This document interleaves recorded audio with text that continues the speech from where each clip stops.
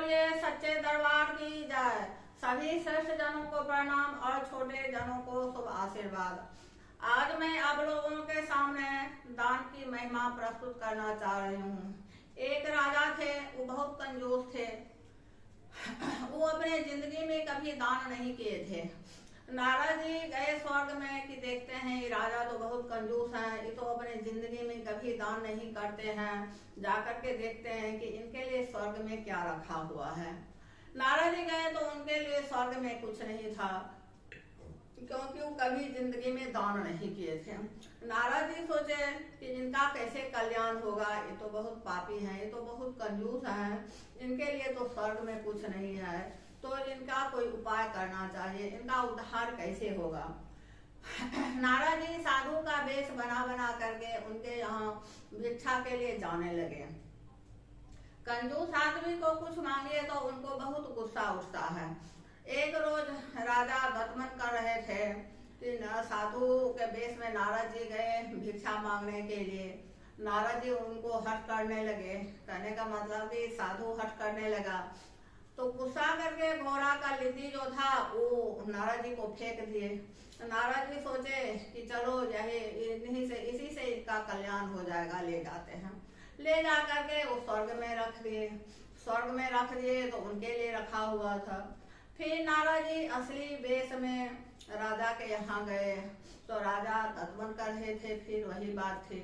राजा पूछे कि राजा बोले कि नारद जी तो जाकर के देखिए कि स्वर्ग में मेरे लिए क्या रखा हुआ है।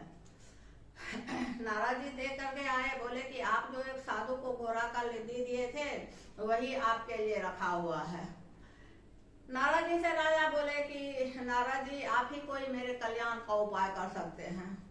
नारद जी बोले ठीक है, एक काम कीजिए, इसका एक ही उपाय है। एक रूम में आप अपने बच्ची के साथ रहिए, एक कोना में आपकी बच्ची रहेगी या एक कोना में आप रहिएगा, और सवेरे और शाम बच्ची को घोड़ा पर बैठा करके घुमाइएगा। इससे होगा कि आपका दुष्प्रचार होगा और आपका जो पाप है वो बटा जाएगा पूरा राज्य में, और आपको घोड़ा का लिद्दी नहीं खाना पड़ेगा।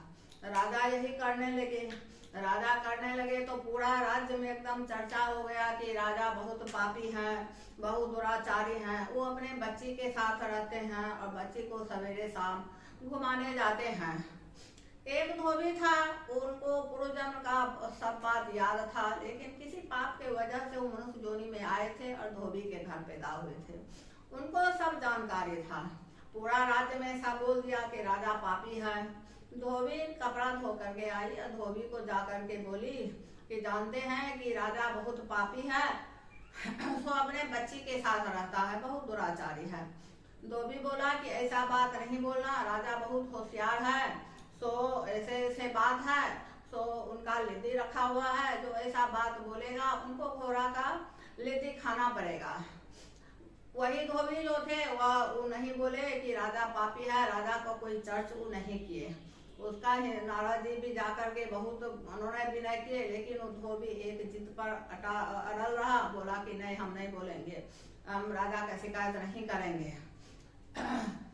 राजा भी जाकर के बहुत प्रलोभन दिए। वो समझे कि गरीब है तो मेरे लोभ से ये बोल देगा। वो एकदम धोबी नहीं बोला। धोबी का हिस्सा जो था, वो लिद्दी जो था, वो राजा को खाना पड़ा।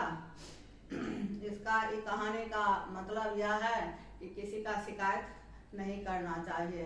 अगर आप मेरा वीडियो आप लोग को अच्छा लगे तो आप लोग लाइक कीजिए, कमेंट कीजिए, सब्सक्राइब कीजिए। धन्यवाद।